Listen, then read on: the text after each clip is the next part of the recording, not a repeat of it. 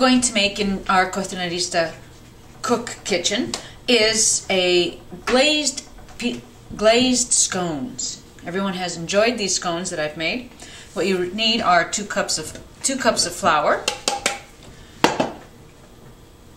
a teaspoon of baking powder, a half of salt, and a half of baking soda, a 1/4 cup of brown sugar,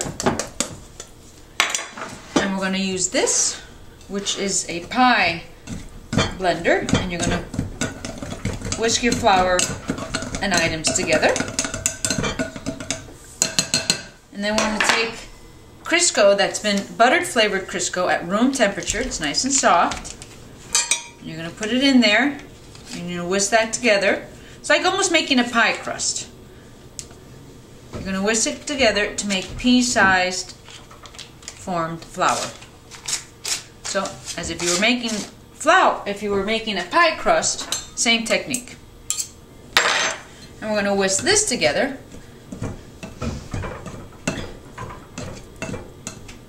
to get, you can use your fingers, rub it together, and you make the pea-sized form flour, or you can use this and cut it in there. You're going to cut your butter into the flour, sugar mixture.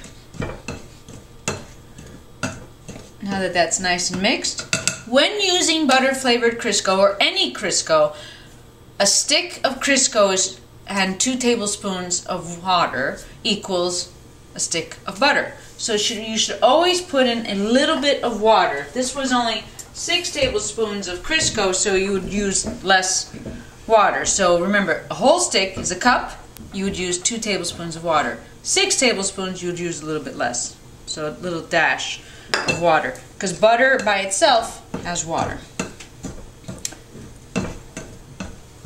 Now that this is nice and mixed, we are going to take 2/3 cups of buttermilk. If you do not have buttermilk, and I never use buttermilk, I use plain yogurt. You can use plain yogurt as a substitute to buttermilk, which is much better. So, 2/3 cups of buttermilk or plain yogurt, a tablespoon of maple syrup or maple syrup extract, and 2 egg yolks. Save the whites for something else, as if you're making pancakes and so forth.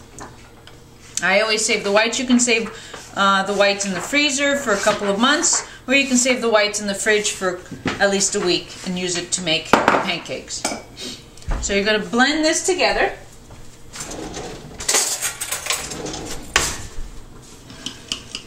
Scramble in your yolks, your buttermilk, and maple syrup.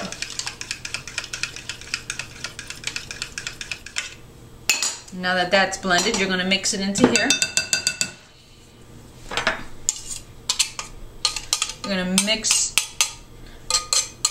you're going to cut the butter into your flour, and then after that is cut in, as you can see, the flour now has pea-shaped form,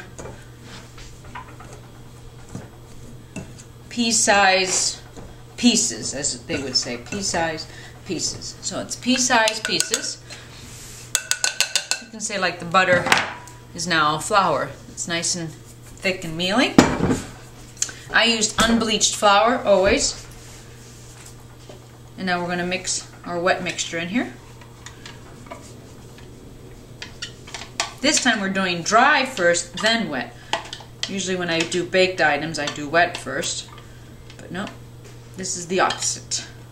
And you're going to fold this in there. Cut it in.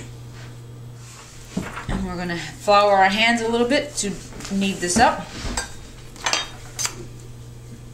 So again, fold in your buttermilk or plain yogurt. Remember, if you don't have buttermilk, and who wants to just go out to buy buttermilk just for a recipe? That's it's great.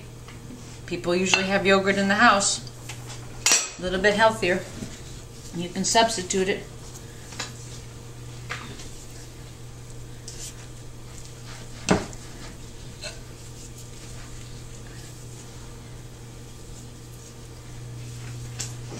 Fold it in there. Now that we have the dough nicely well folded and mixed, we're going to get our hands a little dirty here.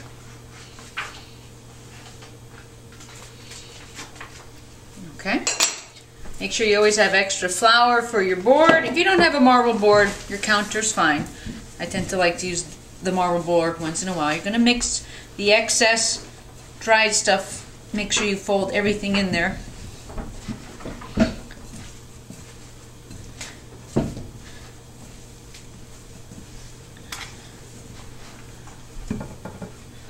Get the excess stuff because you don't want to miss any ingredients. Now, for this recipe, you can fold in chopped in pecans, but due to many children allergies, I should be thankful mine don't have it, but they enjoy more the cinnamon chips. So we're going to put some cinnamon chips in our dough.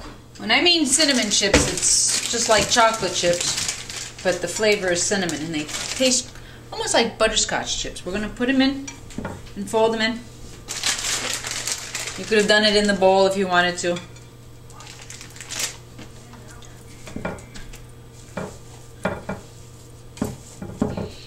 Make sure you flour your hands.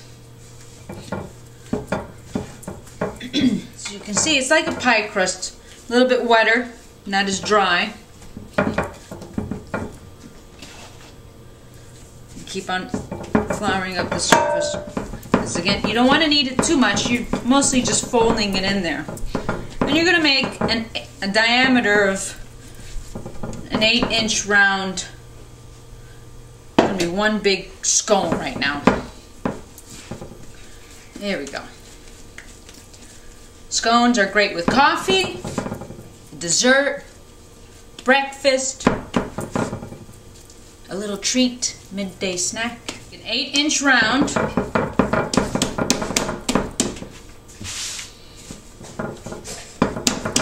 You're going to make several wedges.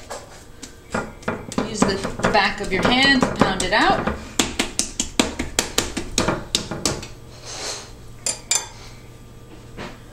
Put a little bit of flour so your knife doesn't stick. Wedges.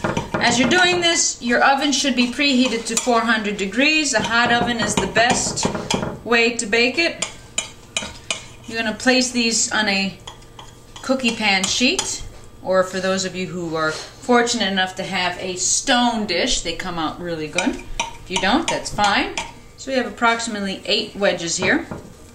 Now these big 8 wedges, sometimes I cut in half again because they're quite large. When they bake, they kind of poof up. Arrange them on our dish, at least an inch apart.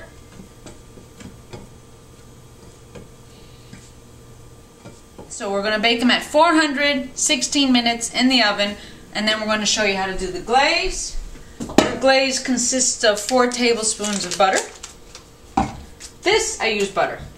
A half a cup of brown sugar, and you can always adjust how much butter. You don't have to have the 4 tablespoons, it could be 3. Now we're going to make the glaze. It's 4 tablespoons of butter, a half a cup of brown sugar, and 2 tablespoons of whipping cream. We're going to mix it all together. Let this melt down. We're going to melt down the butter, the whipping cream, and the brown sugar. Melt it down. When it's been melted and the sugar has dissolved, we're going to put in 2/3 cups of powdered sugar and half a teaspoon of molasses.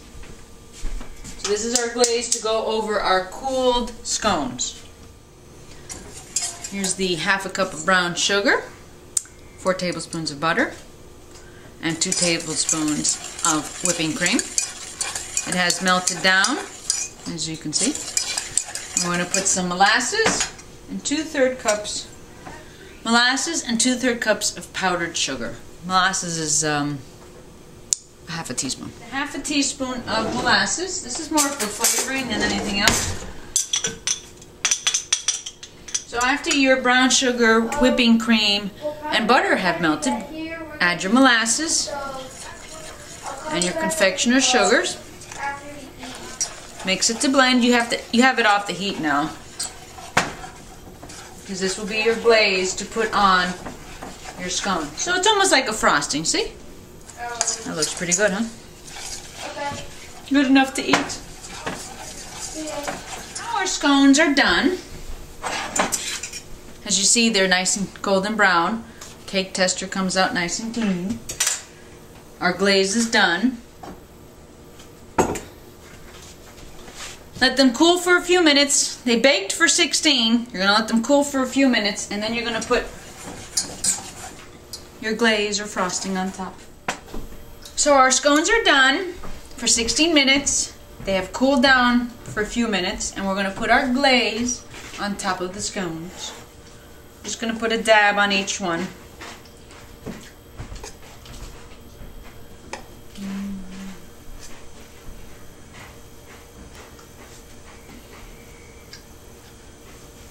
You should make sure you have tin foil underneath it because it'll drip right through, and you can pick up some of the drippings before they harden.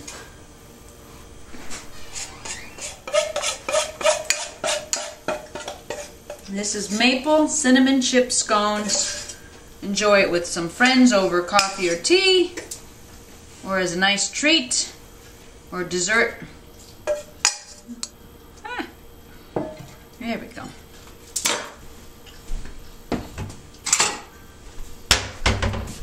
So here you have a lovely scone with cinnamon chips and a maple glaze. Enjoy! Buen provecho!